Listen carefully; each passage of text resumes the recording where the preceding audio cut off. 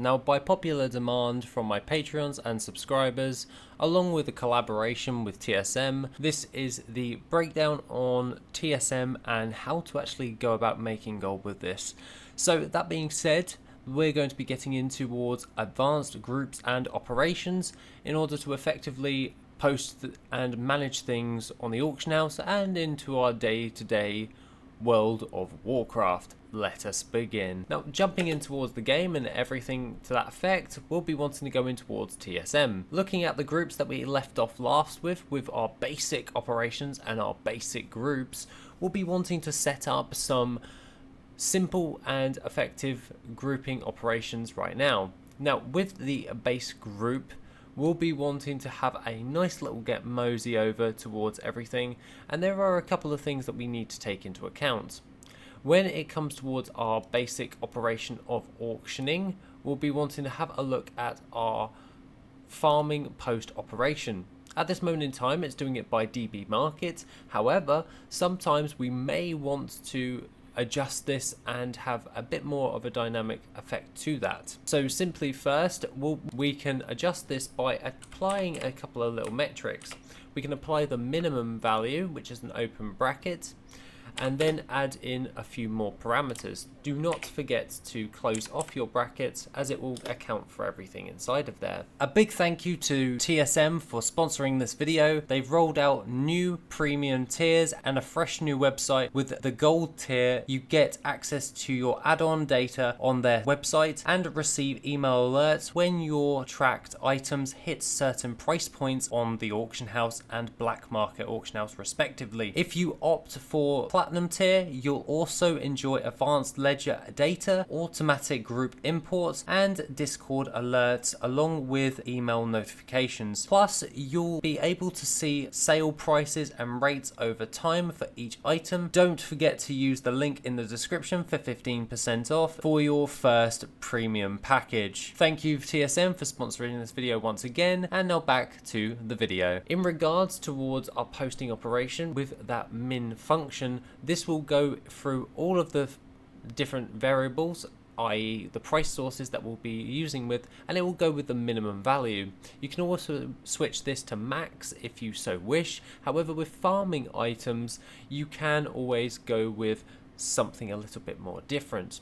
Now, when it comes towards everything, we'll just go with a simple little ready check right now. You can add a couple of little things like DB recent, which is the recent value of that particular item. Now, I can leave this at like this, however, it gives me a bit more satisfaction to just have that 100% just there. However, if you just type in DB recent, it will just do the 100% without any numbers next to it. It's the other ones that we'll need to adjust. However, you can also do this as well and say DB min buyout as well, and then it will check between these three variables. It will find the minimum one in this group, if we look at this string right here, and it will say out of DB market, DB recent, and the DB min buyout, which one is the lowest, and therefore we'll price our item at that accordingly. Now, the problem with DB recent and DB min buyout is sometimes things are listed for a little bit lower than what they are. So some people like to play the auction house. So this method can be good at just posting things to the auction house and getting the job done. However, you do run a risk of posting an item for 1 silver even though it's 10 gold because someone's trying to play the auction house. This is quite frustrating, and as such, you could always go with max instead of min. Now, if we really wanted to get a bit finicky with it, we can also add an interior one of everything, and we could just say first. Now, this is where you'll be wanting to add another parentheses right at the end just to close this off. Now, it's going to search for the min one, but also the first one. So what we'll be wanting to do is just remove min and just stick with our first. Now this will go with the first one to provide a value. So this is where you organize it to go with the item that you so wish. And for this one, as it's a farming post operation, I will leave it at DB market. However, you can always go a bit more linearly with DB historical to cover your bases. So now it will just say, does it have DB market? Yes, then it will use DB market first because it's using the first function.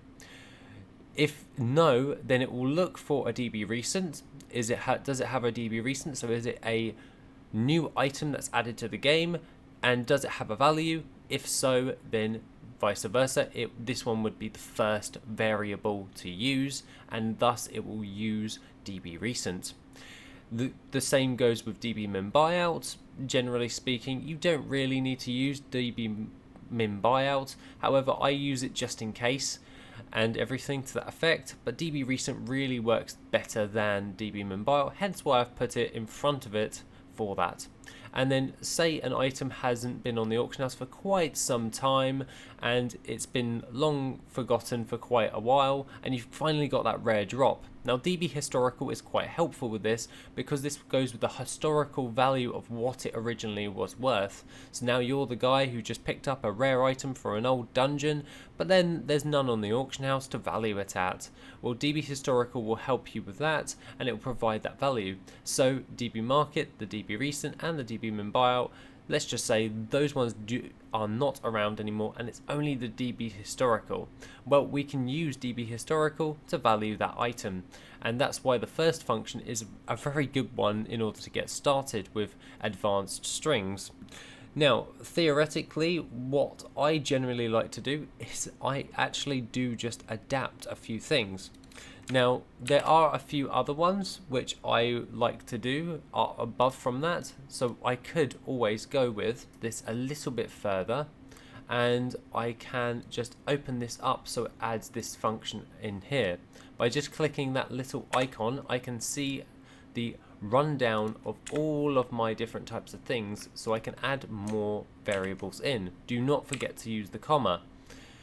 This is another way in order to actually do this within TSM, and it's just so you can run it down the list more linearly. If you are a programmer, this is so much easier to use in order to build out your string. As if we just save and close, this is the string that I'm currently using at this moment in time, and if we paste it in right there, we can see that it's going to use this value. So if I bring this out, it will actually give me a breakdown of this entire string. So what it's going to do, for simplicity's sake, is it's first going to check the items within the main group of this, and it will check everything in this one here first, and then it will go with the first value of 120% crafting. Does it have a crafting value? If so, I would like it to post at 120%. Does it have a smart average buy? So what is the smart average of purchase of that item? Well, I would like you to use that first instead of the crafting if it doesn't have a crafting value, because you would really want to get the best value for your buck. So smart average buy really works very well. With your DB min buyout, you can use that as well. However, you can always just adapt this and then apply the DB recent towards this, and then don't forget to add the comma. Otherwise it will not update properly. With everything else, you can go over towards average buy, which is just the average buy, not the smart average buy, hence why it is lower on the list of priority. You really want to go down in priority list if you're doing a first check. So which value price source are you really wanting to do? And structure it linearly if you're using the first function in order to post. If then average buy doesn't really have a value, then we'll go with the DB market, then the DB region market average. Remember, we are currently checking against the first function and the max function, which the max function, if we see here, is it's looking for a max value between these, and then it's finding the average of 0.25 times by the average of 120% crafting, DB market, and DB region market average against the vendor sell for the max. So what is the vendor sell price? Is it above 150% basically? And thus if it is higher on this, then it will post to the auction house. If not, it will not really post, and it will just go above, and it will then sell that item on the auction house at 50% above the vendor price. This is just a pre-check and a cover up for all of that. So if we just save and close this right now, we can see that that will post on our farming even better. And if we apply the rest to it using the same values, you can see if we copy all of this and then we'll close this and then go into our DB market, we just paste that once again, copy up that, and then we just adapt it to go for our max. And what we did at our max was 500%, so we'll be wanting to set those to 500% on the crafting values. Now, do not forget that if we're trying to post this to the auction house, we want to increase those things for our max, so we can just say 500% for all, and it will work in general. However, you can just leave it as it is if you so wish. It's really just more preference than anything. So what we'll do here is we'll just copy that once again and save.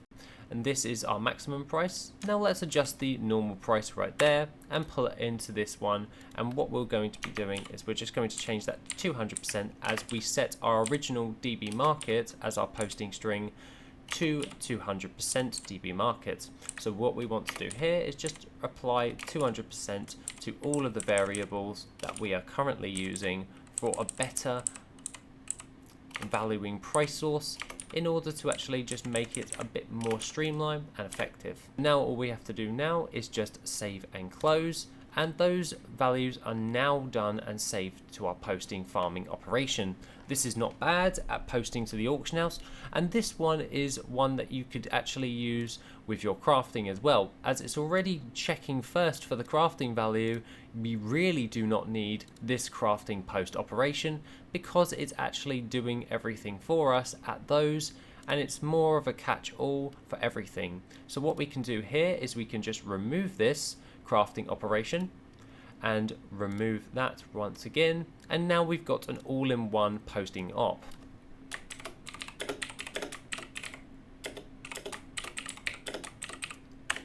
Now that will cover all of our bases for farmed goods and also our main groups. So if we head over towards groups, we can see at cooking, our posting operation does not have that anymore. So what we can do is we can do the all-in-one post op, and then go over towards farming. It's got that, and obviously for everything, it's going with the catch-all. We want to override this, so we'll select override and we'll apply this to the all-in-one post op. This now means that anything that this string that we're actually posting with is going to be checking for the crafting value, so we're not going to lose gold while we're crafting. We're also going to be checking for the vendor sell, so if we're selling vendor items, we want to sell it above the vendor price with our max check, and also against all of the other variables such as our smart average buy, the DB recent, and everything to that effect. Smart average buy is a good one in order to use for flipping, as just a side note. So if you are a avid flipper, smart average buy is a variable I would highly recommend looking into at a further date if you want to get into flipping. Now, an all-in-one posting operation is good.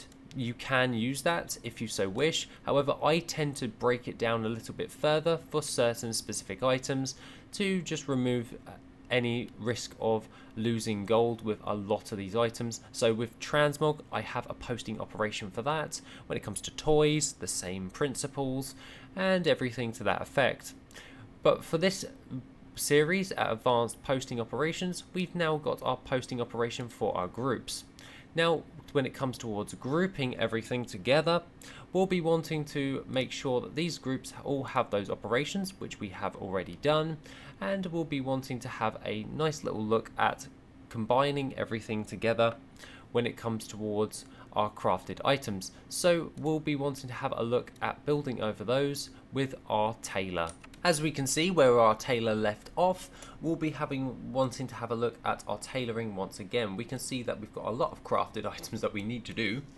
However, there is a couple of things that we need to bear in mind when it comes towards advanced grouping. if we open up TSM once again and we go in towards our grouping, we can see that things have ranks. This is really annoying when it comes towards specific items. However, if you've got them in your bags, that's really easy to add to a group. All we have to do is just go in towards our, let's say, farming, and we'll be wanting to go to War Within and go with cloth. We're building out that cloth and we're adding the Dawn Weave into this. We can add this item right there, and then we can attach that grouping operation right there for all of those ranks. Now let's say you don't actually have that item.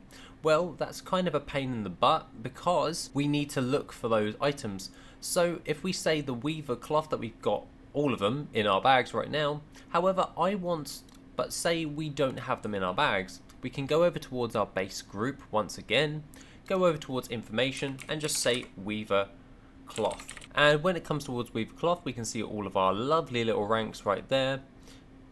However, do we want to add it as a base item or a specific item? These item levels we can use with our reagents really easily, so we can get the Weaver cloth and we can apply it to that group right there when it comes towards our cloth. Not a problem right there. But let's say we're going with a crafting item. Now this is something a little bit different, and we'll be wanting to apply this with our specific and item levels respectively.